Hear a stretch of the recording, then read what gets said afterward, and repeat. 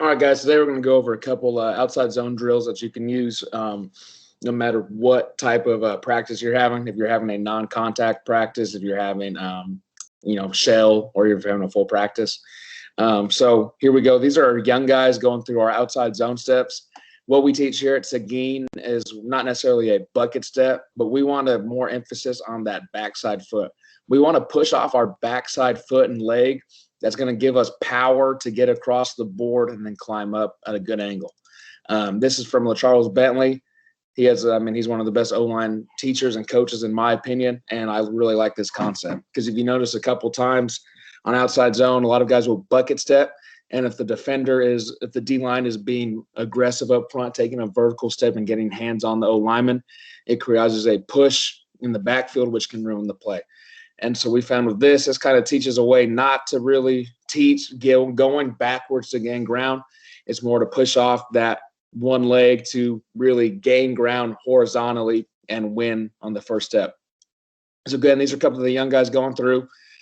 I want them to push off their left foot to get across the board. Again, I don't really care if it's back, if their foot is horizontal right there. I just don't really want it back. I'm fine with going a little bit back, about maybe 1 inch, but no further than that. So these are guys going through it. These are young guys. These are all freshmen for us during the fall. So they're a little bit rusty and they don't really, they're still learning. But this is good work to kind of learn on a day without pads, how to take our steps, climb up the board, and run. That's one thing we emphasize too on outside zone.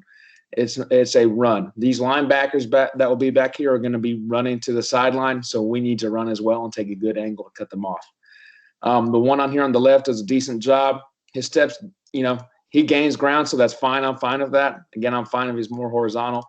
But watch as he pushes off that foot to gain that ground and run.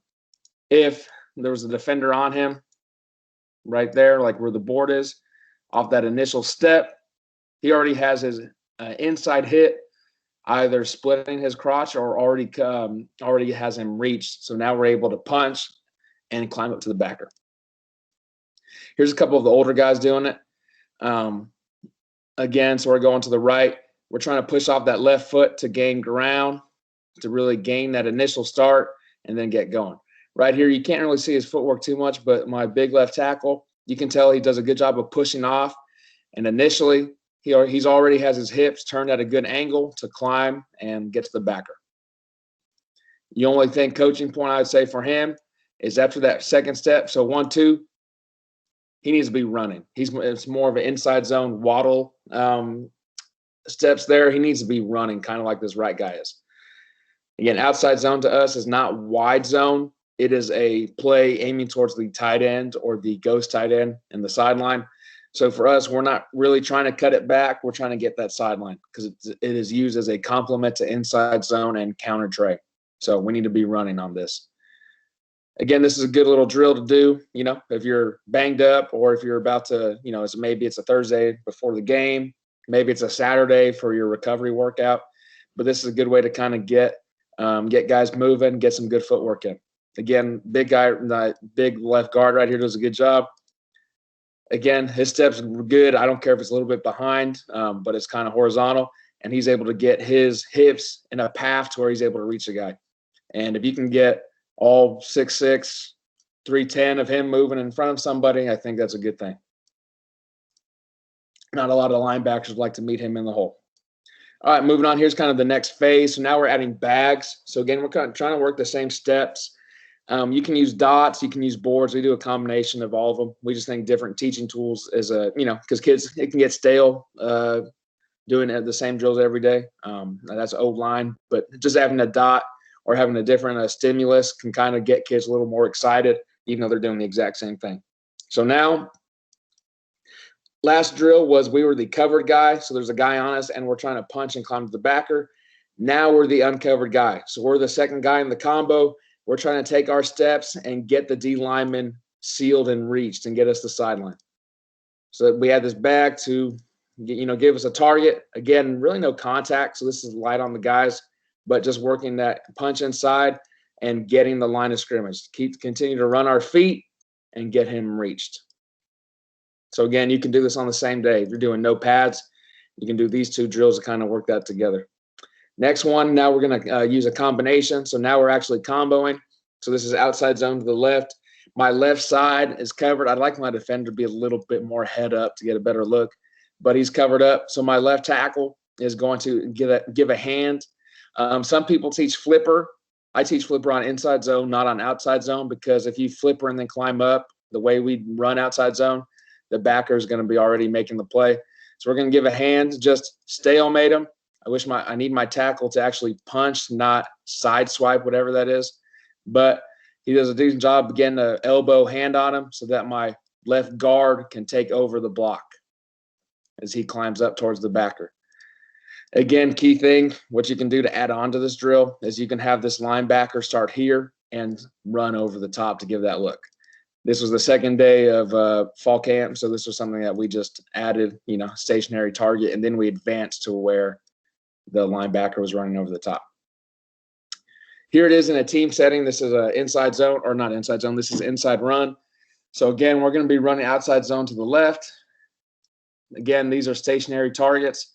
This would be that next phase, just to see guys making sure we're aligned correctly, taking good first steps, and then climbing to the right targets. As you can see, running back's not really looking to cut. He's trying to get outside now. So that's why we teach it as a good first step to gain that line of scrimmage and then keep climbing up on a run. You can tell here center does a bad job. He steps under himself, but everybody else is solid. Again, I'd like this left tackle to be more – I want their steps to be horizontal, not necessarily going back, but I'm fine with losing a little bit of ground. But I just really want them to emphasize driving off that back foot to win the line of scrimmage and get that angle. Here it is as a team setting. Again, no pads. What we can do and what we do quite a bit, especially at the end of last season and then going into this year, a lot of teams, if you noticed, right, backs away from the quarterback, so we're running to the left. In this case, it looks like it's the same thing, right? Where it looks like we're going to be running to the left. This is a way for us to kind of complement our inside zone and GT by having the running back aligned on that same side and tossing it to him. So again, we're running outside zone to the right, and it's a nice toss and win the line of scrimmage. The toss also gives it more emphasis on these three. Well, that was a terrible circle, but those front three: center, play side guard, play side tackle, in this case tight end, but also two receivers. If you have a couple of receivers that are pretty good blockers, this is a good way to kind of split the field in half and let them go to work. Maybe you're game planning and you notice that the corners don't like to make tackles, or that the corners, are kind of soft. This toss is able to put more emphasis on these receivers than it is the O-line. Again, in high school, even in college and pros, it's really tough to have 5 good blocks, right? All it takes is one block to screw up. So this toss is a way for us to really eliminate these backside guys. We don't tell them that. We actually let them cut. So it's a way to cut and get the defender down and kind of annoy him. But it's really a way to just cut the field in half and make a defense be ready for this and not cheat on the running back. So here's a couple examples of outside zone. This one's a jet sweep that's timed off. Timing's not there, but it's a good play. Again, we're looking here, and we're able to win the sideline. The receiver does a good job of cutting. What I really want us to watch is this right guard. This right guard does a good job of his first step. So, again, watch. He's going to see – you can't really see it because the guy's covering him, but you can tell with that first step, he's going to plant. He's going to drive off that inside foot, his left leg, and he's going to get his hips already in front of the defender. Right there. See, with that one step, we now have him beat. Obviously, if he was able to shoot inside, that might be an issue, but we're not actually losing ground, so we actually have more force and more power with this step. Because if we were to take a bucket step and this guy were to go inside, obviously he might be able to push him back, but because it's just driving off that inside foot and we're striking on that first foot. On that second foot, we teach to strike, so it's 1, 2, strike. He's able to really get a good job on this D lineman and get him sealed. We're a little bit incorrect with assignment here. Well, we let the center call. Center's really smart. He's a junior. going to be a senior, but he's been a starter since a freshman, so we let him call the combos. In this case, I'd like him to have combo for this backer, but he's doing backside guard and center. If he's able to get him, it's good. But in this case, you can see he doesn't necessarily get him. But again, we only block the guys that can make plays. Last one, a toss. So this is that toss. We added this at the end of the season. Again, it's out of a bunch formation, but we're able to toss it and really cut the field in half. Notice these guys really don't matter from this side of the field. It's really a game. We split it up kind of like RPOs and what what the air raid does, throw quick screens to make it like a 2-on-2. We really try to cut this in half with the toss and make it 6-on-6. So we do a good job of the toss, gaining the initial battle, and this running back makes a great cut inside. This is one of the few times where we actually cut on outside zone. This back, really good, Division I caliber player, but due to COVID issues and scholarships, he's playing D2, but he's a Division I type kid. He's physical and he likes to run downhill. So even on outside zone, he'll try to cut it up. But right here, we're watching this right tackle here. This is kind of that next phase. He does a good job of the first initial steps, but I need his second step not to shuffle. If we notice here, it's 1 is good, 2 needs to be gaining ground and climbing up. He kind of hesitates there, and then he hasn't sealed and reached, which is good, but he initially lets his guy over the top. But here's the great thing about this play and about football: effort, right? Even if you screw up a technique, if you screw up the assignment, if you play with effort, good things happen. Notice the tackle does not give up on the play. Again, the defender gets him beat outside, even right here. But our guys do a good job of continuing the block.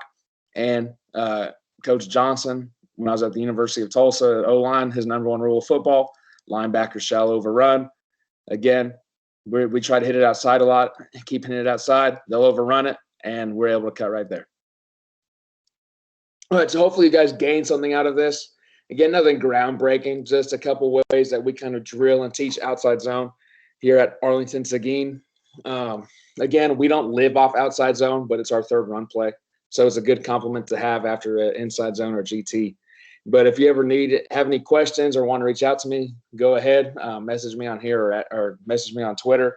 My Twitter is in the bio. But appreciate you guys for the time listening, and I will see you next time.